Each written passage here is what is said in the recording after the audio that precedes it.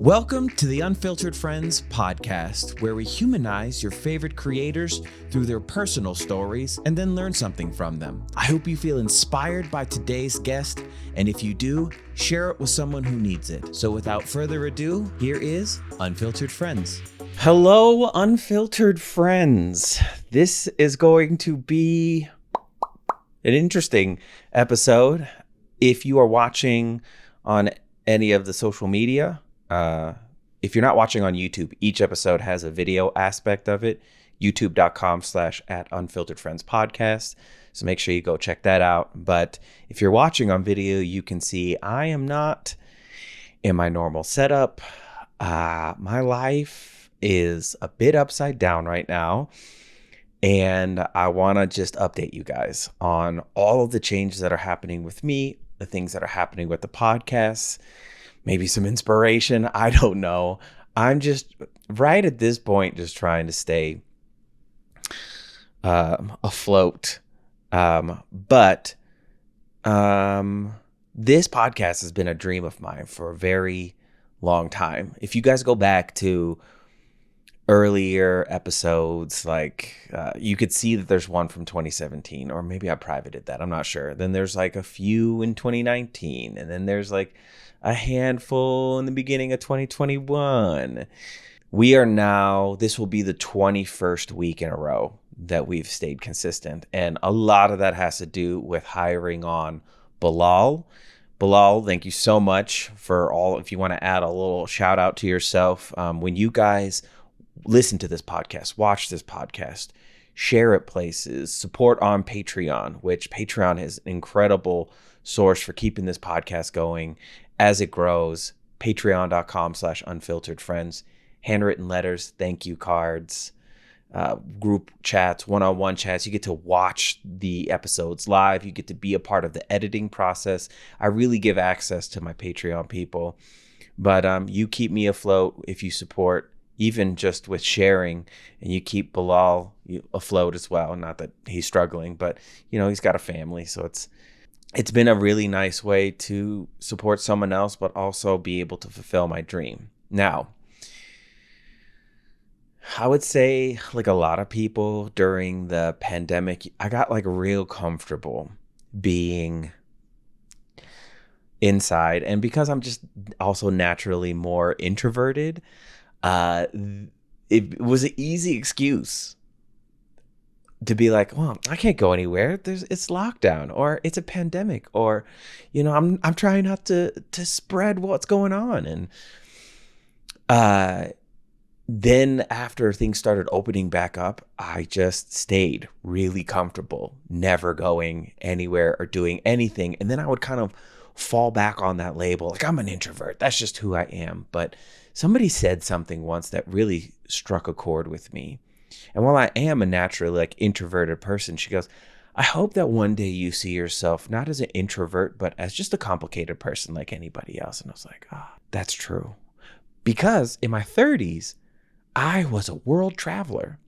Even when I had no money, it's crazy. When you have no money, you stress less. I guess because there's less to stress about. I'm not sure. I remember visiting my sister who lived in Zurich, Switzerland at the time.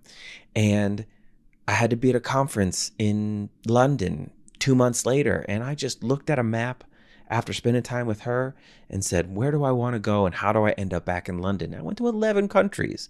At this point, I'm up to 20 countries. And I lost that part of myself. I don't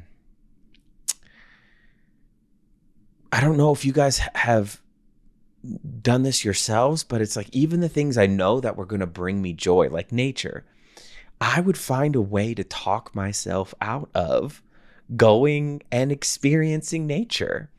It's I would make the plan and I'm so excited to go. And then it's this anxious part of my brain takes over, says, no, you should stay and you should rest. You should not go do those things. And then what I found was I was missing out on a lot of life. I was staying inside in one of the most beautiful places in the world and not going and experiencing it. But I was really just struggling to get myself out of that. So I went to Australia. I had 1 month left on my place, and they were raising my rent, like it is happening everywhere else.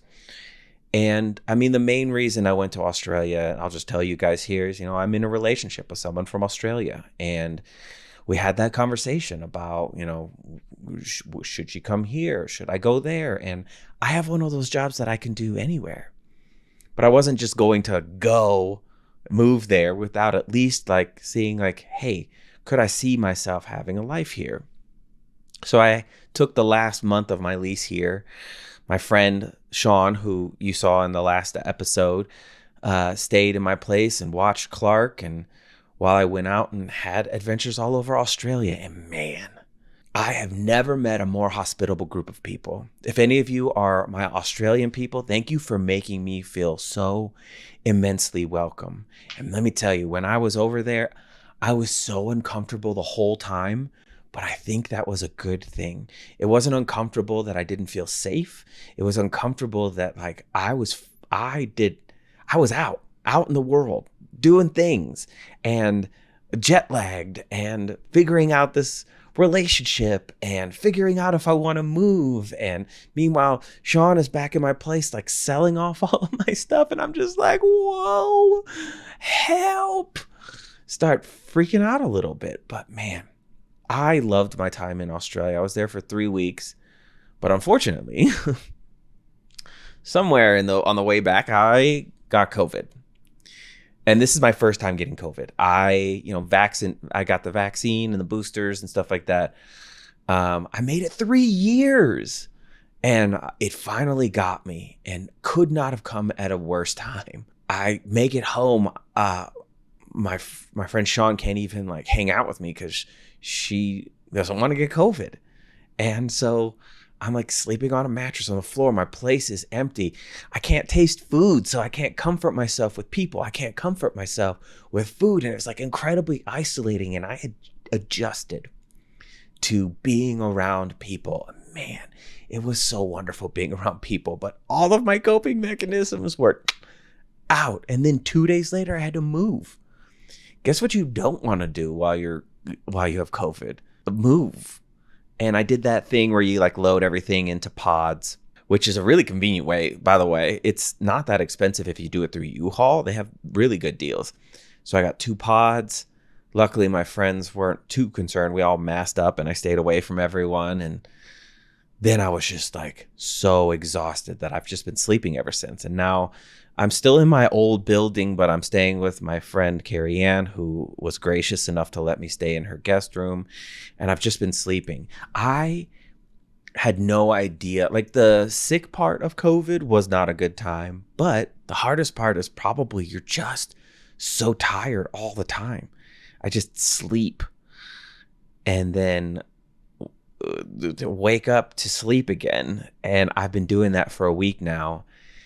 And now I'm in my final 3 days here in Colorado. And then I do that delightful 14-hour drive. I'll probably break it up because I'm so tired. And I'm going to spend time with my family.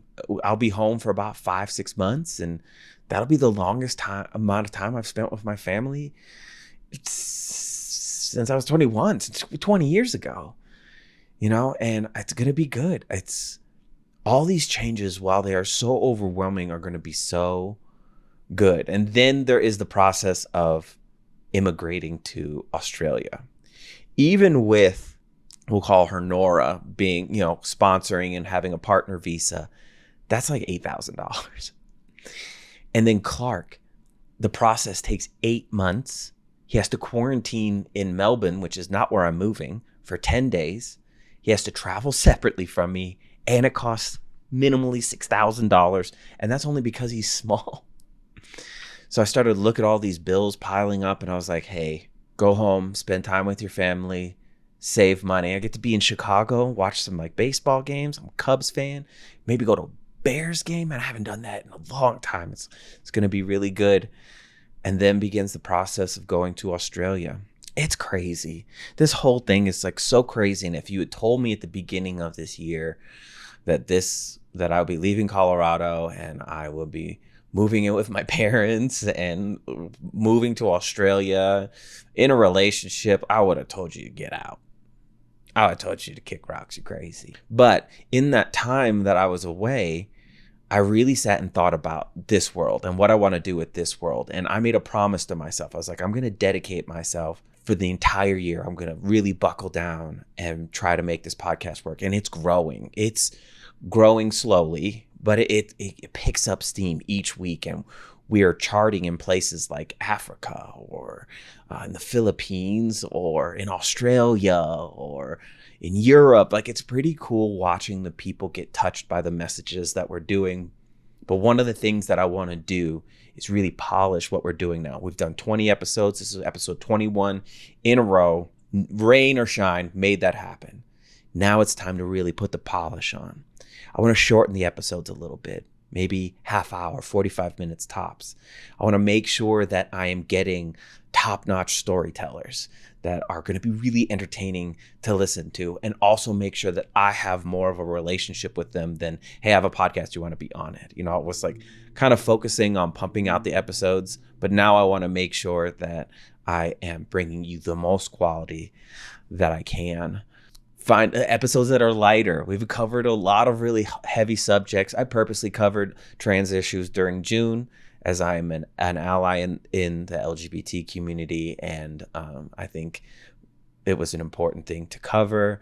You know, religious deconstruction, that's all interesting stuff. But I want to hear from you guys. What are the things that you want?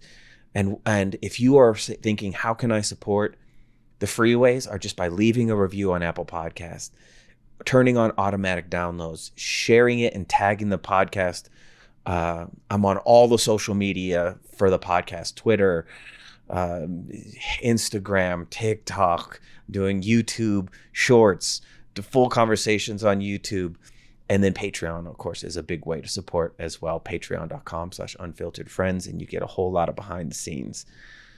But I'm going to take some time to grieve leaving here. It's going to be really tough, but because I really loved this place.